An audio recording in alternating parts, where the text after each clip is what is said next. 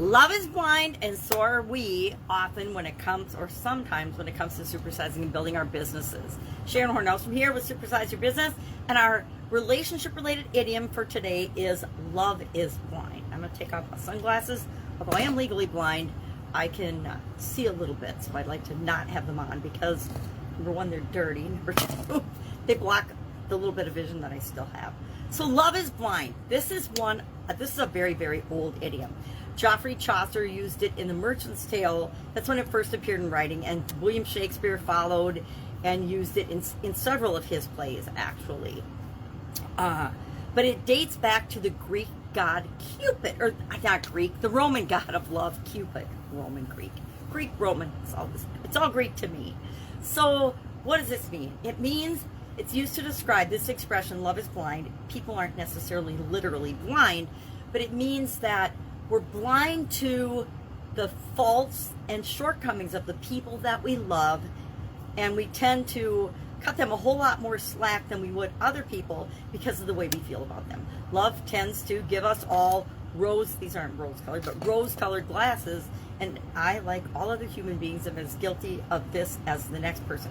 We see our children's strengths much more than we see their faults. We see our significant others' strengths and the good things, and that we focus on the things we love about them if we want to stay in a relationship, and the things that are kind of weird or different or annoying, we minimize and ignore those things. Fortunately, we have this same behavior when it comes to growing and building and supersizing our business. Most of us are in our businesses because we love them. We started them because of some type of a passion or love or desire to create something in the world. And that means that sometimes our businesses will run into bumps and things along the road of growing and supersizing them that we are slow to notice and deal with. I'm going to share a couple of examples from my personal experiences so that people don't think I'm picking on them. We all do this.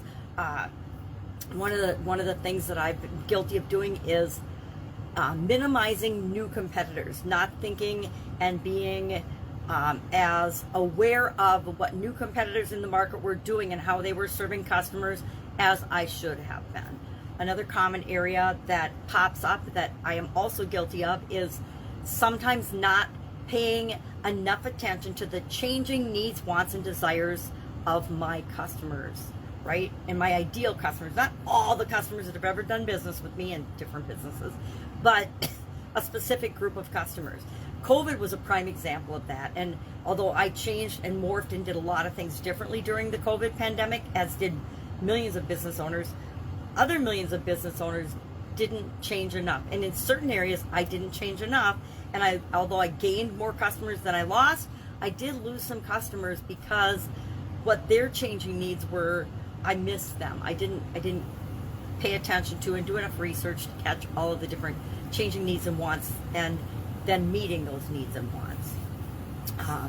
Cultural changes in the environment of our business, a lot of times we miss those. We don't see those coming, and giant businesses owners have fallen prey to this and ended up being ousted from their own companies because under their noses they were going down the road that they thought everybody else was going down, the different pockets in the culture that was being created unconsciously, not consciously, because they wouldn't have consciously created a business that ended up ousting them.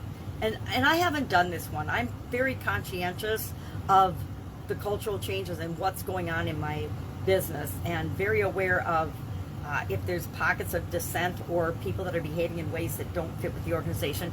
That becomes a performance issue that needs to be addressed, and we need to have feedback about that. Because as the CEO of my own businesses, I want to make sure that the culture stays healthy, that the environment is healthy for everybody that's part of the organization. Performance issues, this falls under the same category. A lot of times, managers and leaders will forgive certain behaviors in people that they really like and are friends with. It's one of the challenges of doing business with family and friends. And I've been in family businesses for years, and friends. And believe me, family businesses can be some of the hardest to be involved in because we know everything about our family members, right? I grew up with my sisters. When we're in businesses together, we know how to push one another's buttons, and that's not always the healthiest environment. That's why I'm not in business with my sisters anymore. Sometimes we miss changes in regulation, changes in processes, or something that changes in the environment that requires us to make a process change that we haven't made. Again, the COVID pandemic and the related shortages of different raw materials and increasing inflation, all of those are things that we need to adjust to in our business, and we have to do it sooner rather than later and be proactive more than reactive and address those things. We can't be blind to them. We need to know what's going on in our environment. We need to know what's going on in the economy, depending on your business and how much that impacts you. And the final thing that I will say I have definitely been guilty of is we'll have bottlenecks pop up in our companies as we're growing and building them. And the sad truth is, almost always, the bottleneck is created by me, or by the owner, or by the CEO, not having a big enough picture, or not seeing something that needs to be addressed. But we tend to be the bottleneck to the growth through the different growth stages of our organizations.